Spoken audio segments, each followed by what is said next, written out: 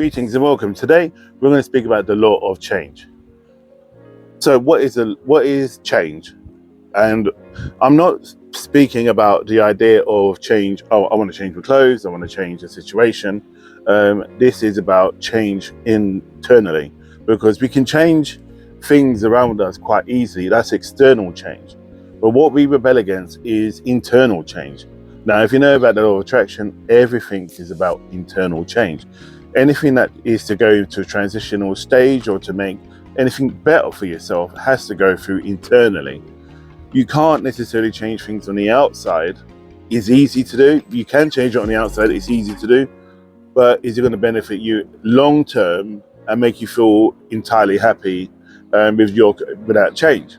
So I'm going to delve into that a bit more. So the law of consistent. Now, this is an important one with the stepping stones, and this is taken from my book, I Am the Source. Now, the law of consistent, you need to be constant with this. You need to be going with the flow. You need to understand the why you are doing what you're doing.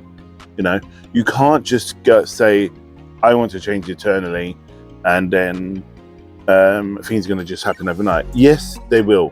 But the important thing you need to learn, and I'm going to go through the steps, you need to learn why you're doing it. The why is important. You hear me speak about this a lot. The why.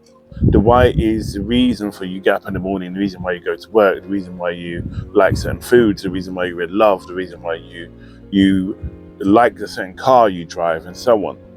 So you must understand the reason why and be consistent with this. Because if you don't, and you resist the change, and you don't know the why, this will lead to suffering and more pain. And this means that people around you who don't necessarily want you to necessarily change, because it makes them feel uneasy, especially if they're the kind of people that just want to stay stagnant and you want to develop and grow, you know, they're going to hold you back. So you need to understand why, and understand this, because you've got to face the fear and the suffering that may come up. Now, I'm not saying the suffering is when no one else understands why you're doing this change, why you want these consistent changes, and why you're not doing the things you used to do. So you need to understand the reason why. And when people come up against you or speak to you, could be quite subtle, could be quite bold, but you need to understand why, and you need to not necessarily get their approval, because you don't need anybody's approval for your change, because this is about your change, nobody else's. But you need to make sure that it's you stay on a path, because remember, sometimes these changes are baby steps leading to a greater transitional stage, the burning bush, if you want to call it that. Now, letting go of fear. This is an important one. Now, fear will hold you back immensely. We like to stay stagnant. We like to stay with the norm. We are used to being as is, right? The change isn't about that. Get used to being uncomfortable. Make uncomfortable comfortable. Yeah. So make uncomfortable comfortable. I'm going to put that up here. And when you make uncomfortable comfortable, any transitional change, you can naturally do it. For example, me traveling. A lot of people go, I don't know how you can just go somewhere randomly on your own.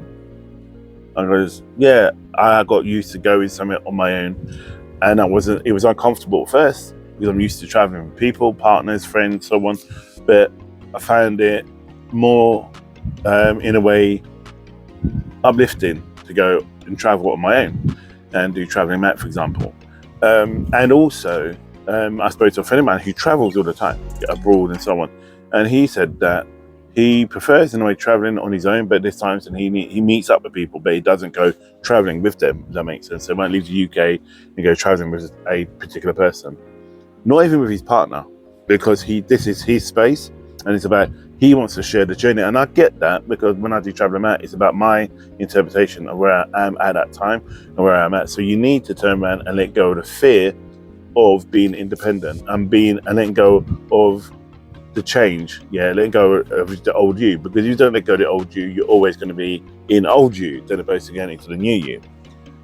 And this ties in the same, which I'm going to put, this is an addition, where I speak about staying present. So staying in your present and who you are, and then but allowing the change to ferment and gather pace. Power of transition.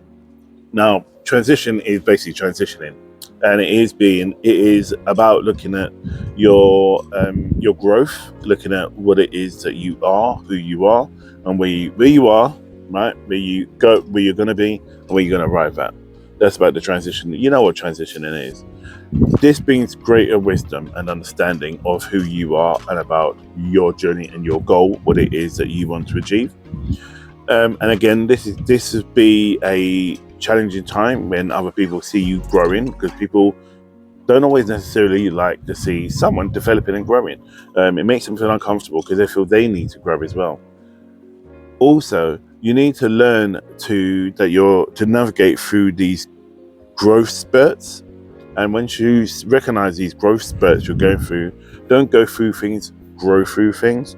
And as you navigate through these certain changes, you will find that life will become easier. Life and transitioning will become easier in who you are. And as I said, as Dr. Martin Luther King said, take one step. You don't have to see the whole staircase, just take one step. So each step you do, you find that you would arrive at the top of the staircase. So the next one I want to talk about is an exercises for embracing change. Instead of me sound like I'm being dictating to you, this is about me helping you and giving you ideas and what you should be doing. You're probably doing this already. If you are, good.